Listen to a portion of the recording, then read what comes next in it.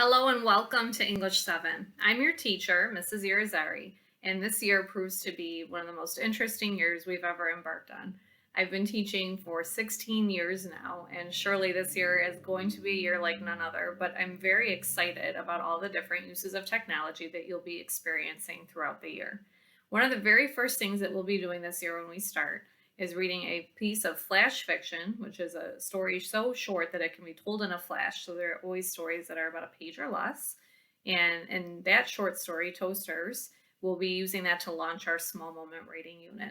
And this unit will allow us to review some of the skills from sixth grade that you might not be so sure about since the end of the year last year was a little bit different. Moving forward, we'll be getting into fiction. Remember, fiction is a genre of stories that are fake, that are not real. They're ones that the author used his or her imagination on. And our very first novel this year will be a novel called Among the Hidden by Margaret Peterson Haddix. And during this unit, when we focus on this novel, we'll be talking about characters in literature, different characterization tools that authors use, and setting indicators, as well as theme and symbolism and some of the other major literary elements from sixth grade. We'll also be introducing a few new ones this year for seventh grade. After our fiction unit is over, we'll end that unit talking about a compare and contrast essay. We'll be moving into some of our nonfiction skills. And with nonfiction, we actually will be reading a series of different nonfiction articles, as well as focusing on narrative nonfiction by taking a look at some excerpts from Frederick Douglass's memoir. Then we will be doing a nonfiction research paper from a choice of topics of your choosing. Our social studies teachers and our science teachers get together and give our students a variety of topics to choose from. So that is called cross-curricular because you're going to be learning about a social studies or science topic of your choosing using your English language arts skills. Then we'll be moving into historical fiction after that unit is over. And in historical fiction, we'll be focusing on a novel called Calico Captive. And this book is wonderful. It goes along with your social studies curriculum. This year in social studies, you will learn about the French and Indian War.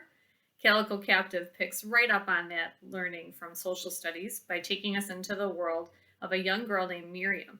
And in real life, she and her family were captured by Native Americans and sold to the French in Montreal. Miriam and her family are English.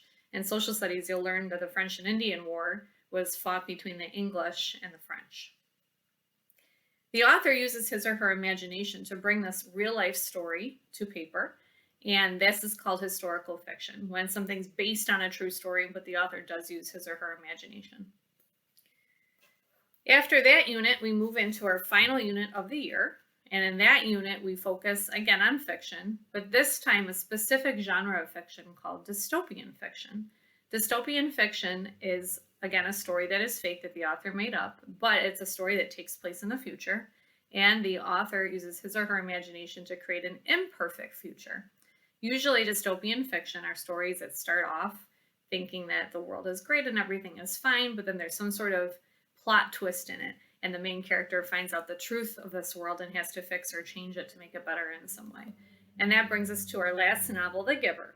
As we read The Giver, you also have an opportunity to write your own short story that is dystopian in nature. So we'll be learning about a lot of the elements of dystopian fiction so that you have a chance to write your own as well as read and analyze this novel. We'll take a look at different literary elements and setting indicators to show that this is a futuristic novel, and we'll be analyzing the elements of plot as well.